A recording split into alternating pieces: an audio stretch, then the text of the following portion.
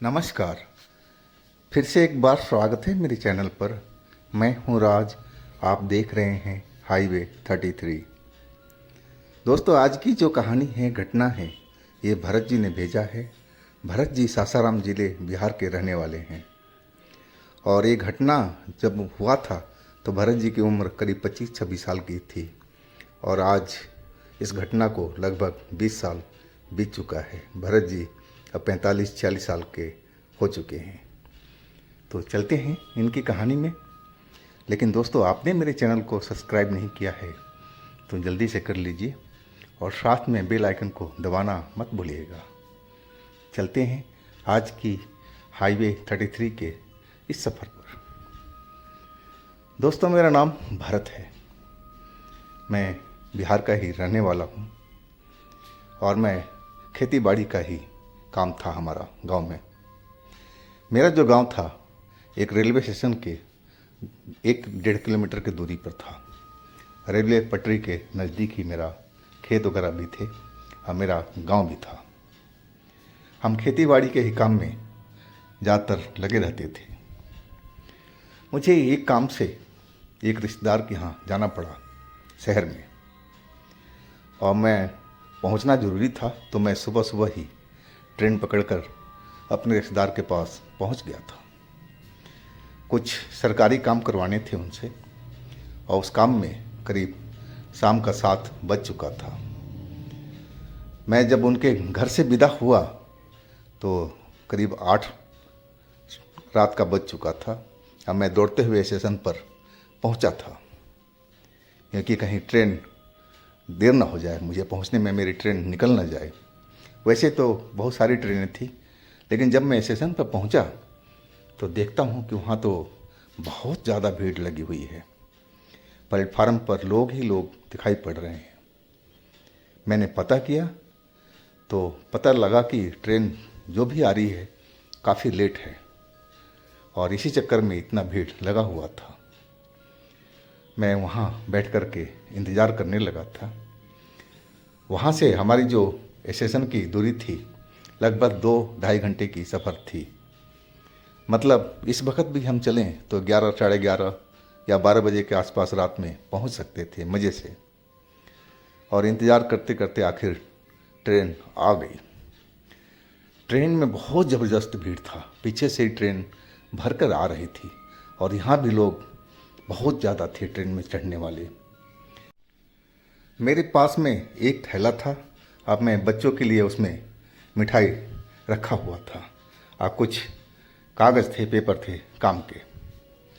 और जैसे तैसे मैं ट्रेन में सवार तो हो चुका था, लेकिन अंदर मुझे बिल्कुल जगह नहीं मिली थी, जाने का जगह तक नहीं थी। हम गेट के पास ही खड़े थे और गेट पर भी बहुत ज़्यादा भीड़ थी और ट्रेन चल पड़ी थी।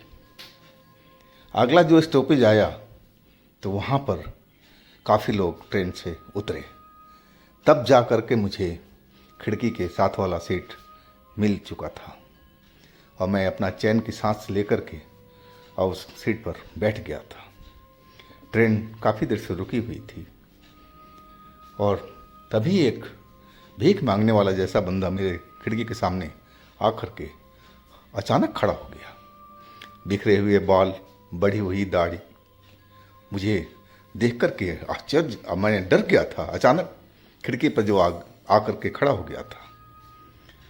मैंने बोला, क्या है जी, क्यों आप मेरे यहाँ पर खड़े हो? वो मुझसे बोलने लगा, मुझे खाना दे दो। मेरे पास तो खाना था ही नहीं, तो मैं दूँ कहाँ से? मैंने बोला, मेरे पास में खाना नहीं है। हाँ, कुछ पैसे ले लो और सामने से लेकर खरीद के खा लो। मैंने उसको कुछ पैसे निकाल करके दे दिए, लेकिन वो तो बार बार मेरी तरफ देखे जा रहा था और खाना खाना मांग रहा था और उसकी निगाह मेरे गोद में पड़ा हुआ थैले पर लगा हुआ था। मैं उसकी निगाह को पहचानने लगा था कि आखिर इसकी निगाह थैले पर क्यों है। मैं उसको बोलने लगा, भाई देख, मेरे थैले में कुछ नहीं है, कागज़ पत्तर हैं, मैं मिठाई के तो नाम भी नहीं लिया था और इसमें कुछ खाने लायक नहीं है। ये पैसे ले लो और देखो सामने वो देखो दुकान है और वहाँ से आप खरीद के खा लो। लेकिन वो पैसा तो ले ही नहीं रहा था। यानी कि आप जाओ यहाँ से दूसरी जगह पर देखो। मुझे गुस्सा आ चुका था। वो इंसान खिड़की से हटा तक नहीं, वो सामने ही खड़ा और मेरे को देख रहा था और मेरे वो उस थैले को देख रहा था। अब उसकी ये देखने का तरीका मुझे बहुत बुरा लग रहा था। मुझे अंदर से कुछ डर सा भी लगने लगा था कि आखिर ऐसा ये मेरे साथ में क्यों कर रहा है। और तभी ट्रेन चल पड़ी थी। नहीं, चलो इससे पीछा छूटा। ट्रेन धीरे धीरे स्पीड पकड़ने लगी थी, लेकिन मैं उसकी तरफ देख रहा था। वो उसी जगह पर खड़ा था और मेरी तरफ ही देखे जा रहा था। लेकिन अब ट्रेन ने स्पीड पकड़ लिया था, वो अब पीछे छूट चुका था। मैं अपने मन में एक राहत भरी सांस ली और फिर मैं देखने लगा था कि अपने आसपास में कौन है, और बातचीत बगल के पड़ोसियों से मैं शुरू कर चुका था कि अभी भी मुझे आगे जाना था, अब टाइम तो काटना ही था। लेकिन अंदर में एक डर सा मुझे बना हुआ था। दिल घबरा रहा था, पता नहीं क्यों। आखिरकार मेरा स्टेशन आ चुका था। आधी रात का वक्त हो चुका था। मैं जब स्टेशन पर उतरा तो उस ट्रेन से 3-4 लोग ही मुझे उतरते हुए दिखाई पड़े थे। अंधेरा तो काफ़ी फैला हुआ था, लेकिन प्लेटफार्म पर तो लाइटें जल रही थी और हम तेज तेज अपने स्टैंड की तरफ बढ़ने लगे। वैसे तो मेरा घर ज़्यादा दूर नहीं था, पैदल भी हम जा सकते थे, लेकिन मैं स्टैंड की तरफ बढ़ने लगा कि कोई सवारी मिल जाए तो बढ़िया रहेगा। मैं दिन भर का थका हुआ था और स्टैंड पर पहुंचा तो देखा वहाँ कोई सवारी तो थी ही नहीं, क्योंकि आधी रात हो चुकी थी। अब मुझे पैदल ही वहाँ से निकलना था। जो रेलवे लाइन से थोड़ी सी दूरी से एक पतली सड़क हमारे गांव की तरफ जा रही थी, और वो मैं उस सड़क पर आ गया था। वो सड़क बिल्कुल अंधेरी में डूबी हुई थी। जो एरिया था पूरा एकदम अंधेरा से भरा हुआ दिखाई पड़ रहा था, और जंगली जानवरों का तो आवाज़ आता ही था। उनका जो आवाज़ था वो माहौल को डरावना बना रहा था उस रात में। अब मैं अपने रास्ते पर चलता रहा। अभी कुछ ही दूर चला था, तभी लगा कि मेरे पीछे में कोई आ रहा है।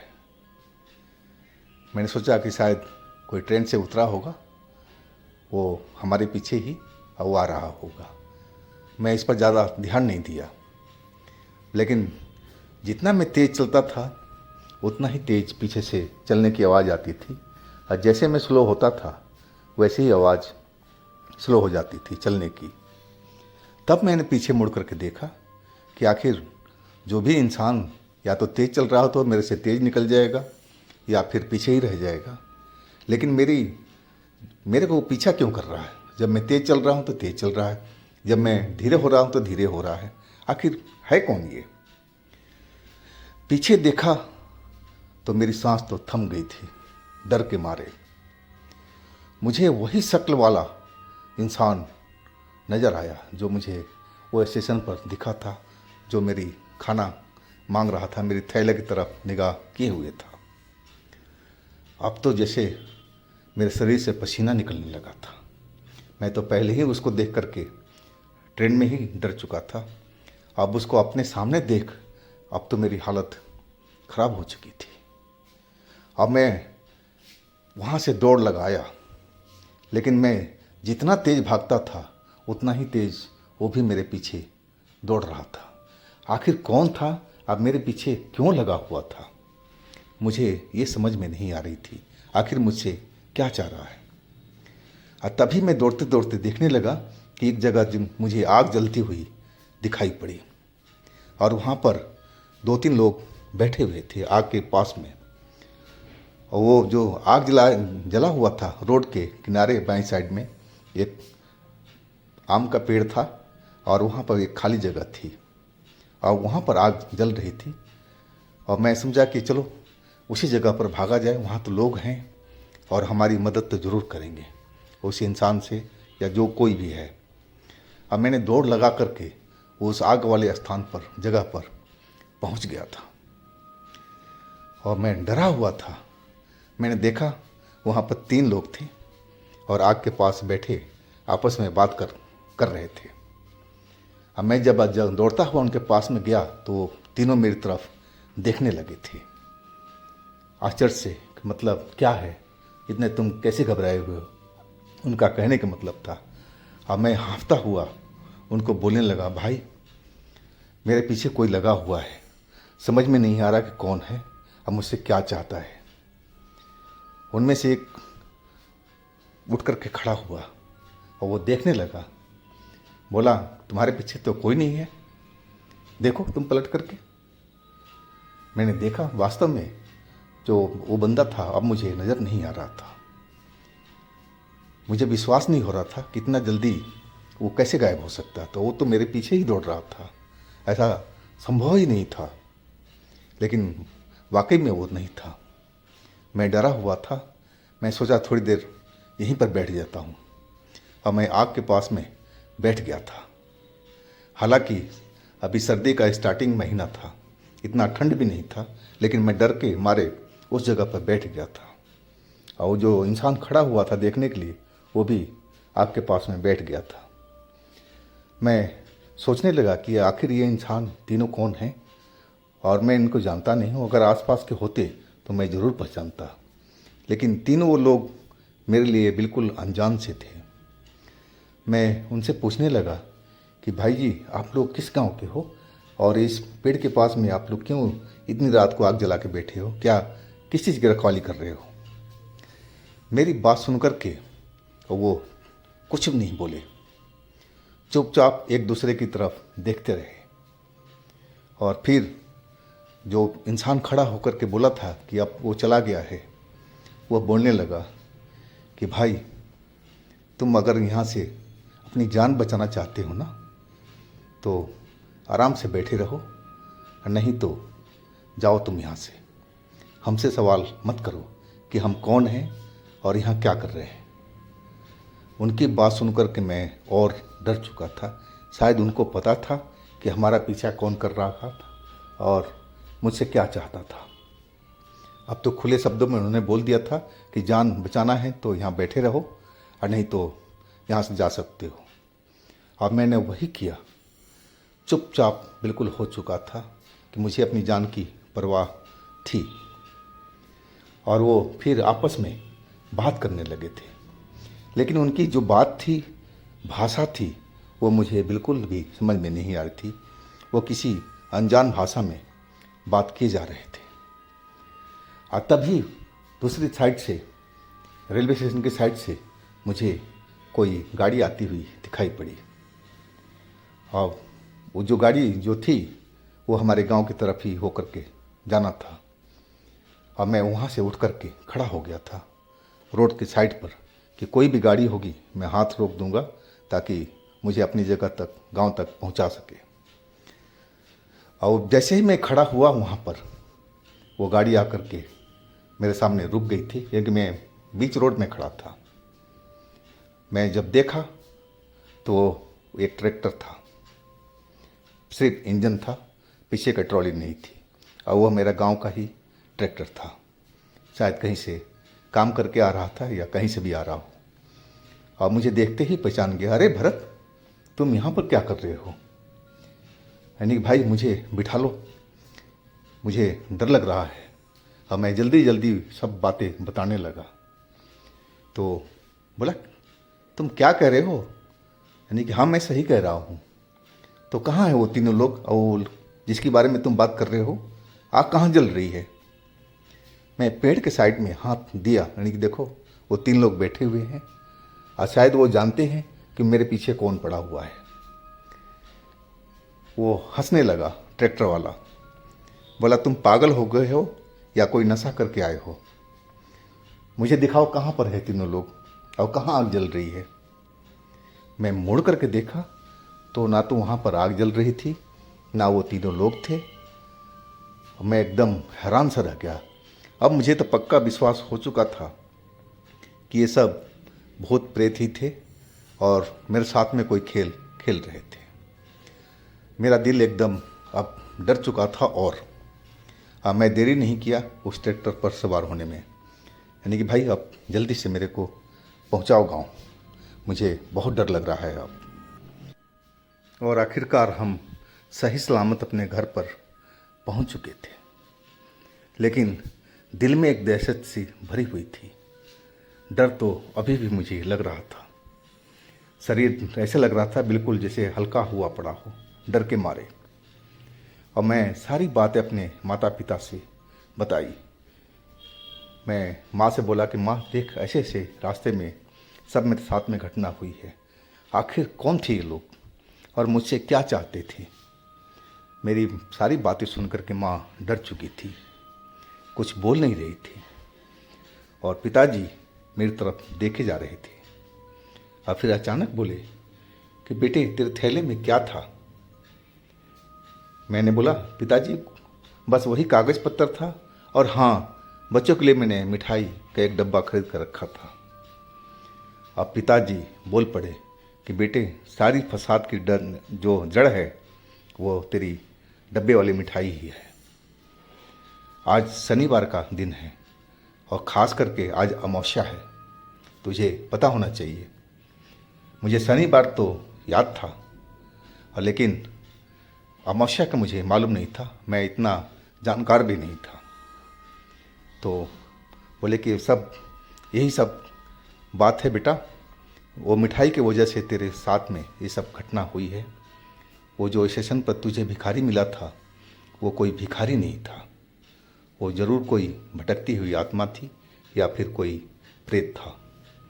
और तुझे वो तीनों लोग जो दिखाई पड़े थे वो भी कोई प्रेत ही आत्मा थे। शायद वो लोग चाहते थे कि तू यहाँ बैठ और तुझे वो आराम से मार सके, और ऐसा कर भी सकते थे, लेकिन संजोग से वो गांव का लड़का तुम्हें मिल गया, ट्रैक्टर वाला, ऐसी वजह से तुम्हारी जान बची है बेटा। तो आगे से ध्यान रखना कि रात के सफ़र में कभी भी मिठाई लेकर के मत चलना, और वो भी खास करके तुम जब अकेले हो। कई लोग हो तो बात अलग हो जाती है, लेकिन अकेले कभी नहीं बेटा। पिताजी की बात मुझे अब समझ आ चुकी थी, लेकिन जो डर था, दहशत थी दिल में, वो कई दिनों तक मेरे अंदर समाई रही थी। निकलने में बहुत वक्त लगा था, महीनों लगा था, तब जाकर मैं सामान्य रूप से हुआ था। और फिर तो मैंने गांठ बांध लिया था कि रात के टाइम में तुझे अकेले तो कहीं जाना ही नहीं है।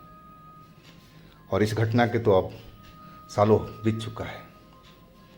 तो दोस्तों, ये थी भरत जी की अपनी आप बीती। अगर आपके पास भी अपनी कोई आप बीती है, कोई घटना है, तो आप मुझे इंस्टाग्राम पर या मेरे व्हाट्सएप नंबर पर शेयर कर सकते हैं। और दोस्तों, मेरे दूसरे चैनल पर भी आप लोग जाइए, उनमें भी अच्छी अच्छी कहानियाँ हमने डाली हुई है, बेहद आपको पसंद आएगी। चैनल का लिंक मैं नीचे डिस्क्रिप्शन बॉक्स में दे रखा हूँ, तो एक बार ज़रूर विजिट कीजिएगा। और मेरे इस चैनल को भी सब्सक्राइब कीजिएगा, लाइक कीजिएगा, शेयर कीजिएगा। फिर हम मिलते हैं अगले दिन एक नई घटना के साथ में। आप लोग अपना बहुत ही ख्याल रखिएगा। नमस्कार।